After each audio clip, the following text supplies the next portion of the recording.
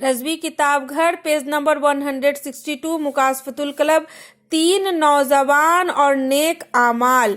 सहीहैन और दूसरी कुतुबे अहादीस में मरवी है कि अगले वक्तों में 3 आदमी रोजगार की तलाश के लिए सफर में निकले।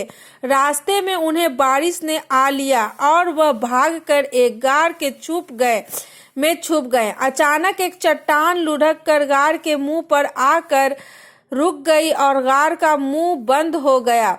उन्होंने आपस में यह तय किया कि हर एक अपने अच्छे अमाल को याद करके दुआ मांगे ताकि यह चट्टान हट जाए। एक रिवायत के लफ्ज में यह है, उन्होंने एक दूसरे से कहा, जरा सोचो और कोई ऐसा अमल याद करो जो तुमने अल्लाह की रज़ाजुई में किया हो और उस अमल को वास्ता में बनाकर इस चट्टान से नजात की दुआ मांगो।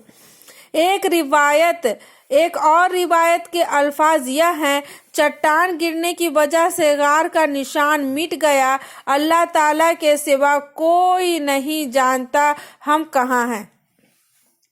अल्लाह ताला से अपने बेहतरीन अमल को सामने रखते हुए दुआ करें। तब उनमें से एक ने कहा, इलाहल आलमीन, मेरे वालिदैन बूढ़े थे। मैं उनसे पहले शाम को किसी बच्चे को दूध नहीं पिलाया करता था। एक मर्तबा ऐसा इत्तेफाक हुआ, मैं किसी काम से चला गया। जब मैं वापस आया तो वह सो चुके थे। मैंने दूध दूहा और सारी रात दूध लेकर सिरहाने खड़ा रहा, यहाँ तक कि सुबह हो गई और मेरे बच्चे सारी रात भूखे सोते रहे। ऐ रब्बे जुल जलाल, मैंने यह सब कुछ तेरी रज़ाजुई के लिए किया था। अब तो यह चट्टान हमसे हटा दे। इस दुआ के बाद चट्टान इतनी हट गई कि सूरज की रोशनी अंदर आने लगी। एक रिवायत के अल्फाज यह है, मेरे छोटे बच्चे थे। मैं जब बकरियां चरा कर वापस आता तो दूध दूह कर पहले वालिदैन को पिलाता, फिर बच्चों को देता।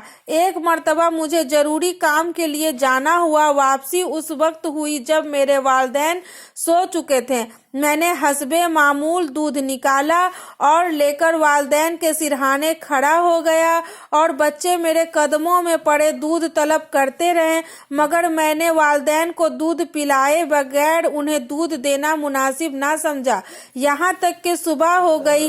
ऐ अल्लाह, अगर मेरा यह अमल तेरी रज़ाजुई में था तो इस चट्टान को हटा दे कि हम आसमान को देख सकें। चट्टान इतनी हट गई कि उन्हें आसमान नजर आने लगा। दूसरे ने चचा जाद बहन से जिना से बाज रहने का जिक्र किया और तीसरे ने मजदूर की उजरत की अमानतदारी का जिक्र किया, यहाँ तक कि चट्टान मुकम्मल तौर पर हट गई और वह बाहर निकल गए।